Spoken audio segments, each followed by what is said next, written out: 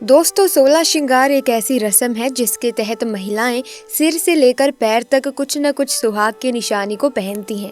इसमें माथे पर बिंदी, मांग में सिंदूर, हाथों में चूड़ी, कंगन और पैरों में पायल जैसी चीजें शामिल होती हैं, जिनको शादी के बाद हर महिला को नियमित रूप से धारण करना होता है। 16 श्रृंगार का सीधा संबंध शास्त्रों से है, जिसमें कहा गया है कि महिलाओं को घर में पूर्ण साज सज्जा के साथ रहना चाहिए। ऐसा इसीलिए ताकि घर में मान प्रतिष्ठा बनी रहे।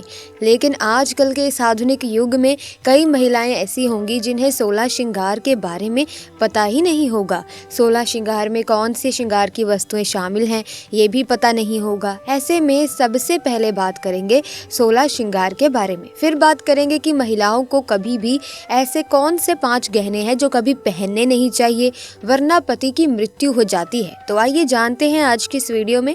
बस आपसे छोटा सा निवेदन है कि आप इस वीडियो को बिना स्किप किए आखिर तक जरूर देखें। नंबर 1, बिंदी। 16 श्रृंगार में माथे पर कुमकुम या बिंदी लगाना काफी शुभ माना गया है। पुराने समय में सुहागिन महिलाएं कुमकुम या सिंदूर की मदद से अपने माथे पर बिंदी लगाती थीं। हालांकि अब सब कुछ बदल गया है। अब महिलाएं बिंदी लगाने के लिए बाजार में मौजूद स्टिकर बिंदी का इस्तेमाल करती हैं। नंबर 2, सिंदूर। हिंदू विवाह में सिंदूर को सुहाग की निशानी माना जाता है। असल में सिंदूर नारंगी रंग का होता है, लेकिन अब महिलाएं ज्यादातर सिंदूर लगाने के लिए लाल रंग का इस्तेमाल करती हैं। मान्यताओं के अनुसार सुहागिन महिलाओं द्वारा सिंदूर लगाने से पति की आयु लंबी होती है। नंबर 3, काजल। ज्यादातर महिलाएं अपनी आंखों पर ध्यान नहीं देती, लेकिन मोहतरमा आपने सुना तो होगा कि आंखें मन का आईना होती हैं। काजल एक ऐसा श्रृंगार है जिसे आंखों पर लगाने से चेहरे की खूबसूरती दोगुनी चौगुनी हो जाती है। साथ ही साथ अगर नई दुल्हन डेली काजल लगाए तो उसे किसी की बुरी नजर भी नहीं लगती। नंबर 4, मेहंदी। जब तक हाथों में मेहंदी ना हो हर दुल्हन का श्रृंगार अधूरा माना जाता है। पुराने समय से आज तक किसी भी शुभ काम से पहले सुहागिन महिलाएं हाथों और पैरों में मेहंदी लगाती हैं। मान्यताओं के अनुसार नई नवेली दुल्हनों के हाथों में मेहंदी का रंग जितना गाढ़ा रचता है उसका पति उससे उतना ही ज्यादा प्यार करता है। Number 5, bridal outfit. शादी में सुर्ख लाल जोड़ा सबसे अहम है। शादी के दिन हर दुल्हन आपको इसी रंग में रंगी हुई नजर आएगी। हालांकि आज के समय में कई रंगों में ब्राइडल आउटफिट आने लगे हैं जो कि देखने में काफी सुंदर होते हैं। नंबर 6, मंगलसूत्र। शादी के बाद महिलाओं का सबसे खास और पवित्र गहना होता है मंगलसूत्र। इसके बिना सुहागिन का श्रृंगार अधूरा माना जाता है। काले मोतियों में पिरोया गया विश्वास पति पत्नी के रिश्ते को और खास बनाता है। नंबर 7, नथ। अपनी शादी के दिन दुल्हन नथ को जरूर पहनती है। एक तो ये आपकी खूबसूरती में 4 चांद लगाती है और दूसरा 16 श्रृंगार में से एक श्रृंगार ये भी है। इतना ही नहीं, शादी के बाद महिलाएं नथ की जगह नाक में लौंग पहनती हैं। नंबर 8, अंगूठी। शादी से ठीक चंद रोज पहले सगाई की एक रस्म की जाती है जिसमें वर वधू एक दूसरे को अंगूठी पहनाते हैं। अंगूठी पहनाने का उल्लेख प्राचीन धर्म ग्रंथ रामायण में भी है। अंगूठी को सदियों से पति पत्नी के आपसी प्यार और विश्वास का प्रतीक माना जाता रहा है। नंबर 9, कमरबंद।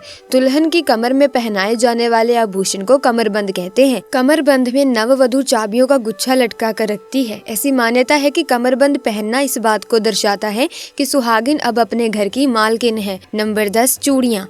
कहा जाता है कि सुहागिन महिलाओं की कलाइयाँ सूनी नहीं रहनी चाहिए, वो हमेशा चूड़ियों से भरी होनी चाहिए।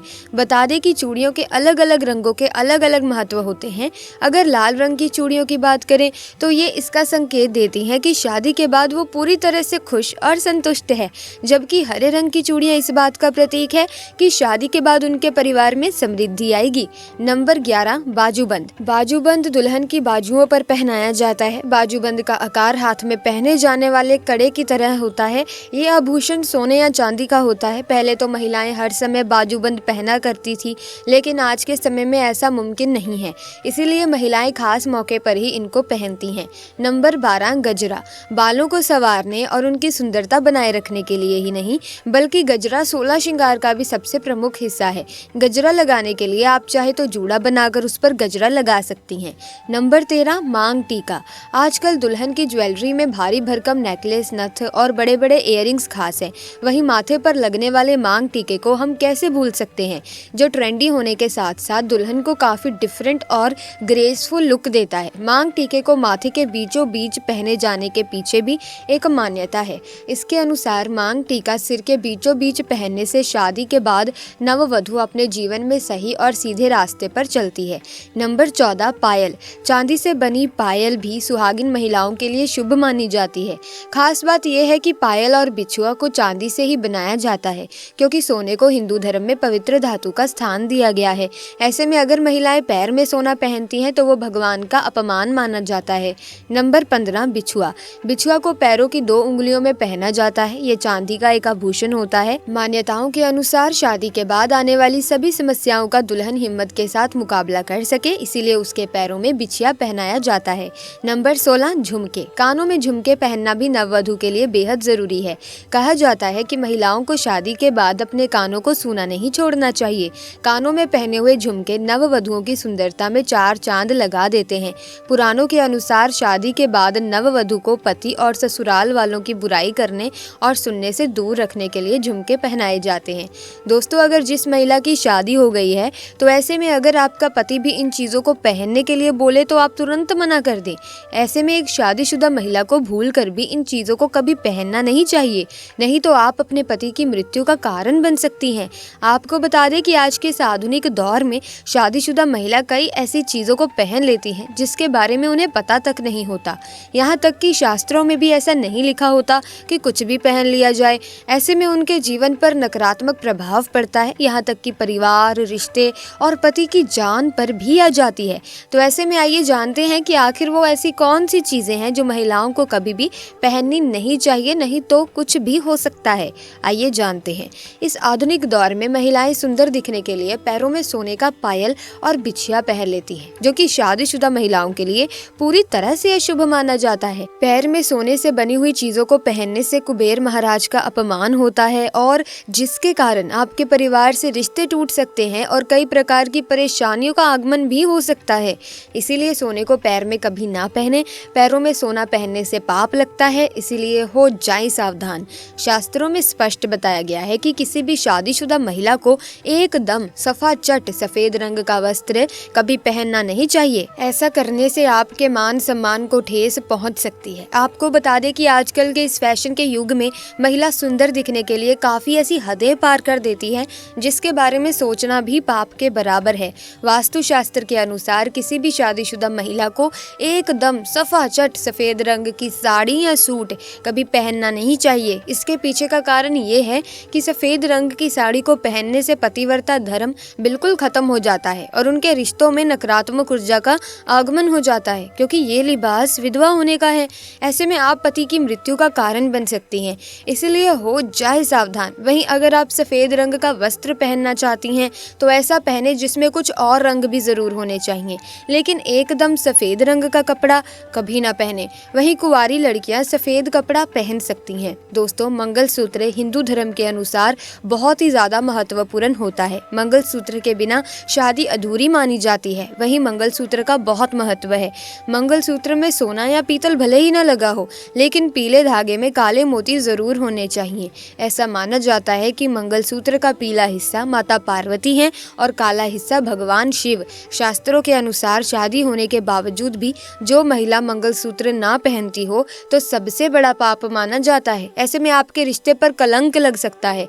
इसीलिए एक शादीशुदा महिला को मंगलसूत्र अवश्य पहनना चाहिए। अगर आपके पास मंगलसूत्र नहीं है तो कम से कम गले में काला धागा तो आप पहन ही सकते हैं।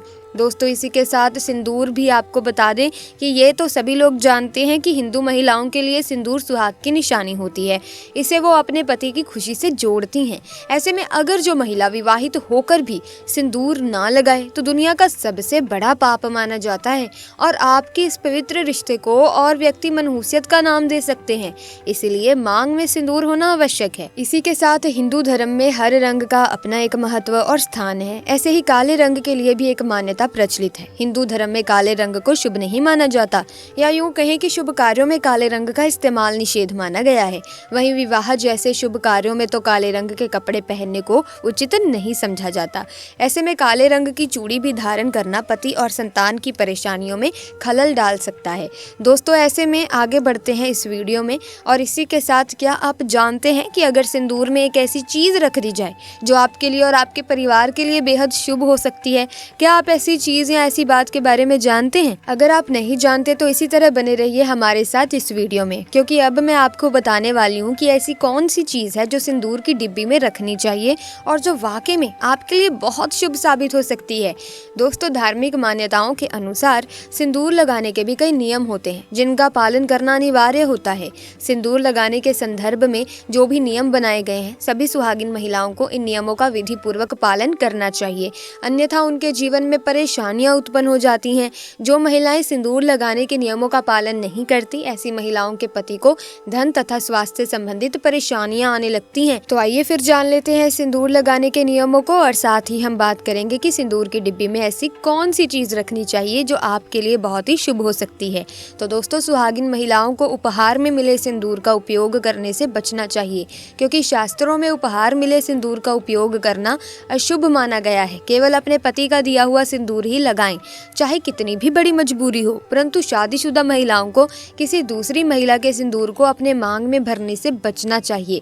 इसी के साथ ही कभी भी महिला का बगैर नहाए मांग में सिंदूर लगाना बहुत ही अनुचित माना गया है। सबसे पहले महिला नहा ले और पूजा पाठ कर ले, उसके बाद ही अपने माथे पर सिंदूर लगाए। सिंदूर लगाते समय सदैव आप अपने पति की लंबी आयु तथा उनकी सफलता के बारे में ही सोचें। इससे उनका भाग्य और भी अधिक प्रबल एवं शक्तिशाली बनता है। और मांग में सिंदूर लगाते समय माता पार्वती को पहले आप ध्यान में लाएं, क्योंकि अखंड सौभाग्यवती का वरदान माता पार्वती से ही मिलता है। इसी के साथ शादीशुदा महिलाओं को सदैव सिंदूर अपने पैसे से खरीद कर ही लगाना चाहिए। किसी अन्य के पैसे से खरीदा गया सिंदूर लगाने से बचें। इसी के साथ प्रिय दर्शकों, आपको बता दूं कि सिंदूर की डिब्बी में आपको क्या वो एक चीज रखनी है जिससे आपका भाग्य उदय हो जाएगा। तो दोस्तों, वो एक चीज है गोमती चक्र। आपको अपनी सिंदूर की डिब्बी में गोमती चक्र जरूर रखना है। दोस्तों, गोमती चक्र बहुत ही जरूरी है, क्योंकि दोस्तों गोमती चक्र में माता सरस्वती का और माता पार्वती का आशीर्वाद होता है। ऐसे में आप जब भी सिंदूर लगाएं तो सिंदूर की डिब्बी में जो आपने गोमती चक्र 1 की संख्या में रखा हुआ है, तो उससे ही अपनी मांग में सिंदूर भरें। तो आपका दोस्तों भाग्य उदय हो जाएगा, आपके पति की आयु लंबी हो जाएगी।